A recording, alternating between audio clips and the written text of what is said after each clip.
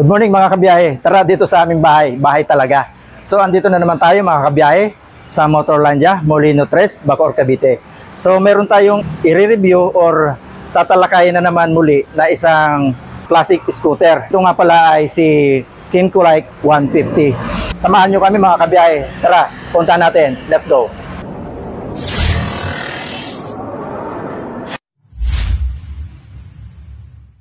So mga kabiyahe, ito nga si Kymco Like 150. Kulay puti siya mga kabiyahe at glossy. Classic scooter na ang pag-uusapan natin ngayong araw na ito. So iniikot namin kayo mga kabiyahe sa unit na ito para makita natin yung buong appearance ni Kymco Like 150. So umpisa na agad natin dito sa kanyang taas. Ito po ang headlight nito ay kakaiba rin ang kanyang shape. Hindi ko masabi kung triangle ba o anong shape yan. Comment down na lang mga kabiyahe kung anong shape ito. Hindi ko masabi kung anong shape siya. Pero ang importante mga kabiyahe, ang ilaw nito ay LED na. Ayan, yung headlight niyan. Maging ang low beam at high beam, naka-LED po yan. Talagang classic ng dating niya. So pagdating dito sa kanya middle, may makikita dito tayong like na naka-emblem. At dito meron siyang K, which is ito yung logo ng Kymco.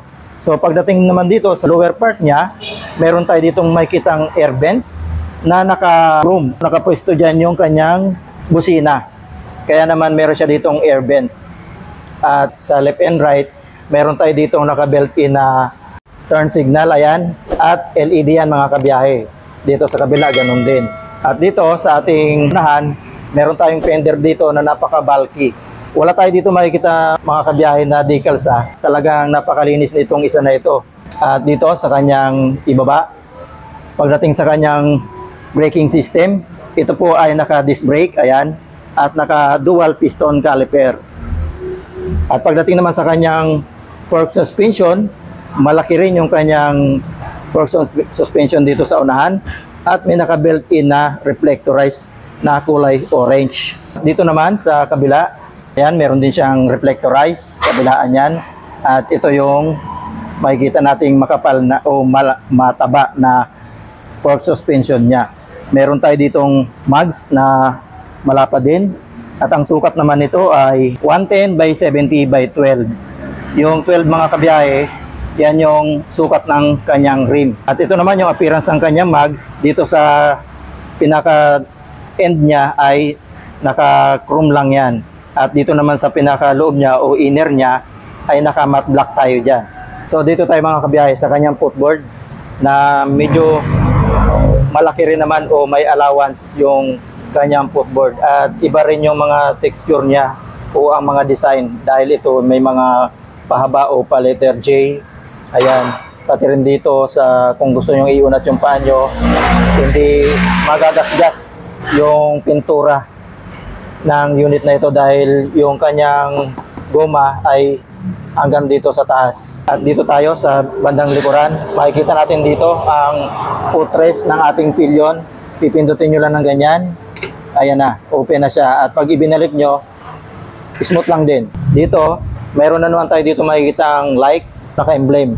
Dito sa baba, ito naman ang appearance ng kanyang exhaust na mayroon po yung heat guard. At ito po ay plastic. Ito naman yung mismong exhaust niya mga kabiyahe. At ito yung tip niya na medyo nakaturo sa ibaba. Hindi yung mga nakaturo pataas. So ito okay ito dahil nakaturo pa baba. Kasi nakaturo pataas, sa pag ginamit natin mga ganon, tumatama sa ibang nakamotor o nasa likuran. Tumatama sa mukha nila. So dito sa likuran, ayan yung ating shock absorber natin dito, meron tayo ditong dalawa at naka-chrome siya mga kabiyahe. Ang braking system naman natin dito sa likuran, naka-disc brake din yan at naka-dual piston caliper din. Ayan, malaki. Ito yung piston niya. Sa ilalim mga kabiyahe, meron tayo ditong additional tire hugger. So, okay na okay siya dahil hindi papasukin yung engine natin doon o yung surface ng engine natin na mga putik o tubig pagka dumaan itong Kymco Like sa tubig o maalikabok. So masasalo ng kanyang tire hugger. So dito mga kabiyahe, napakaangas ng kanyang tail light. Ayan. Ito ang taillight ni Kimco Like na puro LED nga po yan sa unahan. At yung ating mga turn signal, pati yung kanyang taillight ay LED na. Kaya nga lang mga kabiyahe, hindi natin maipakita ng yung pinaka-appearance niya na buhayin kasi hindi ito naka-activate. So nakikita naman natin na talagang LED po yung mga ginamit na valve. Kaya yan po yung ating report natin sa ating vlog. At ito po sa ilalim, ayan, pag-activate po yung ating unit at gagamitin natin yung brake or gabi na, pag binuhay natin yung park light, may ilaw yan dito sa license plate natin. Ang sukat naman mga kabiyahe ng gulong nito ay 130 by 70 by 12. At ito nga pala mga kabiyahe ay naka-tubeless na. Yan, wala na tayong alalahanin sa mga flat-flat dahil naka-tubeless na po yan. Pagdating naman sa kanyang panggilid, ayan, napakalinis dahil ito ay naka-silver or naka-kulay gray. Ayan, napakalinis. Pag napunasan natin yan, maganda sa paningin natin. Bumabagay lang sa kanyang kulay puti na kulay. At dito sa dulo, mayroon siyang naka-emboss na Kimco. Ayan. Ito naman yung appearance ng kanyang center stand na makapal. Medyo palapad siya. At ito naman yung kanyang side stand na wala pang equipped na side stand kill switch. So pagdating naman dito mga kabiyahe sa kanyang upholstery o upuan, ito ang may experience natin. Two-tone ito mga kabiyahe. Maroon or red ba ang kulay nito. At pagdating naman dito sa tabi ay kulay black. At magkaiba sila ng texture. Dito medyo magaspang, dito naman sa dulo medyo makinis. At ang stitch niya dito mga kabiyahe ay naka-double. Pagdating naman dito sa ating rider ay naka-single po siya. So magkaiba sila ng disenyo. Kaya naman litaw na litaw ang forma ng upuan ni Kimco Like 150. So tingnan natin ang underseat box niya mga kabiyahe. Malalim din yung kanyang underseat box. Kasya dito ang full face. Ayan, malaki. Andito yung mga accessories niya mga kabiyahe like battery, side mirror at saka ayun. So andito pala mga kabiyahe yung kanyang fender. Ito pala yon, ikakabit nyo lang dito. Ayan. So ganyan pala siya. So goods na goods, ito pala yung kanyang fender. At meron siya ditong reflectorized sa dulo.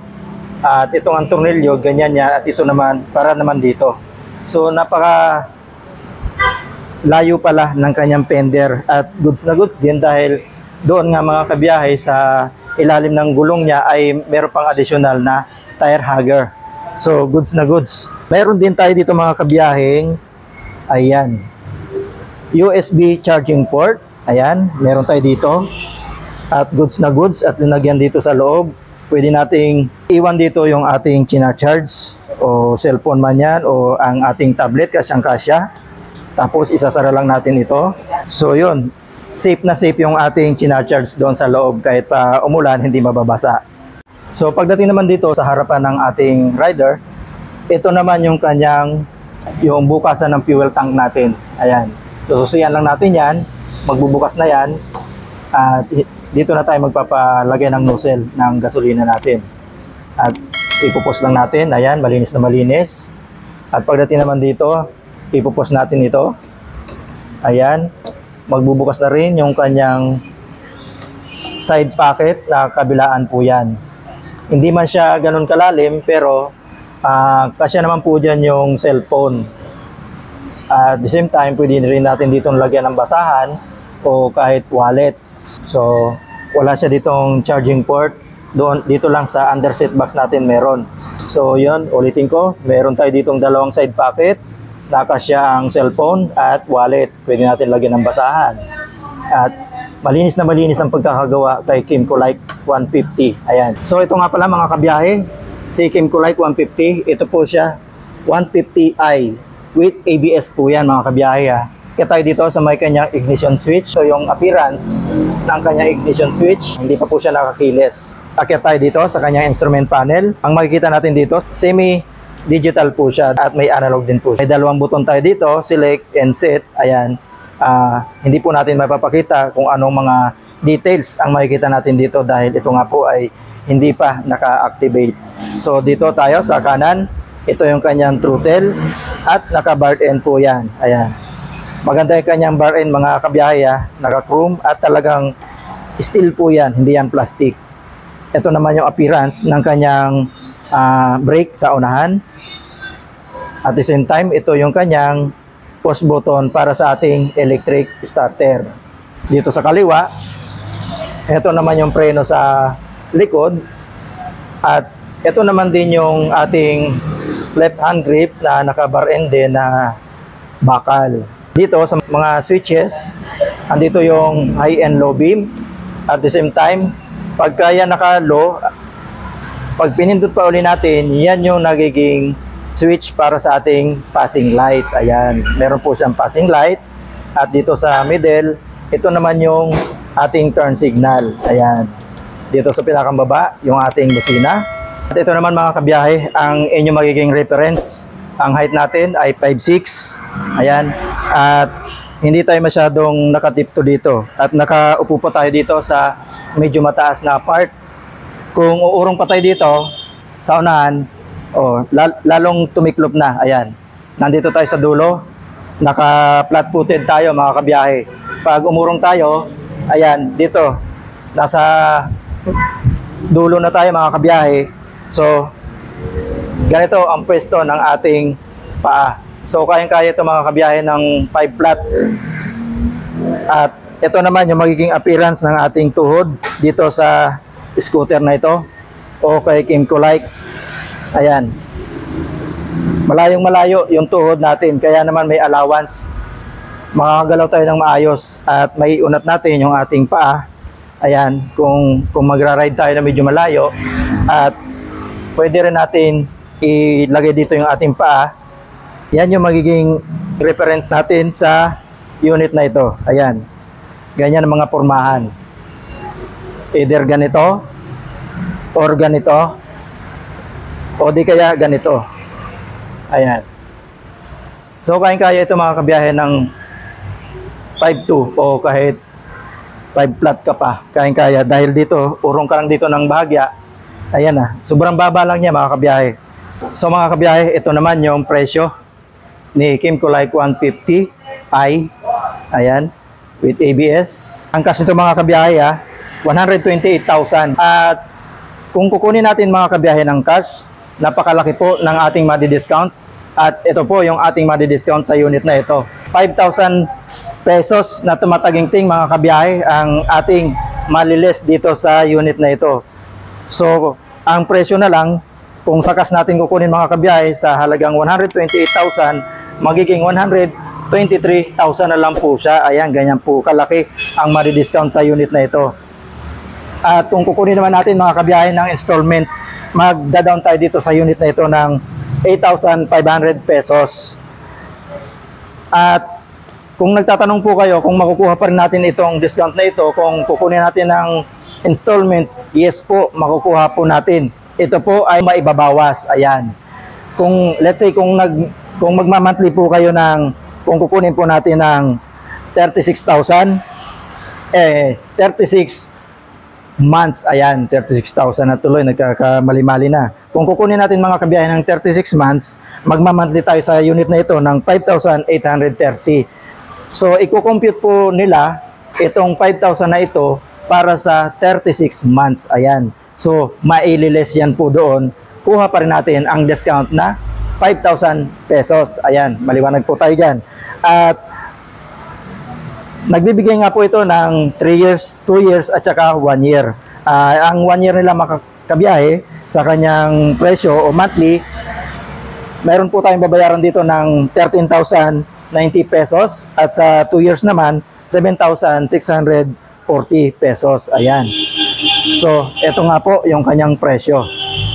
So, yun po mga kabiyahe, ang ating review sa unit na ito. At bago po tayo magpaalam, ako po muna ay magpapasalamat sa lahat po ng ating manonood at pumapasok sa ating munting channel. Maraming salamat po sa inyong lahat. At maraming salamat din po sa buong staff ni Ma'am Ai. Dito nga po yan sa Motorlandia, Molino 3, Bacoor, Cavite. At kung iisip po kayo mga kabiyahe na bumili ng unit, marami pong stock dito ang Motorlandia. So, mag-message lang po kayo. Po ay i-connect natin dito sa store mismo ni Ma'am Ai.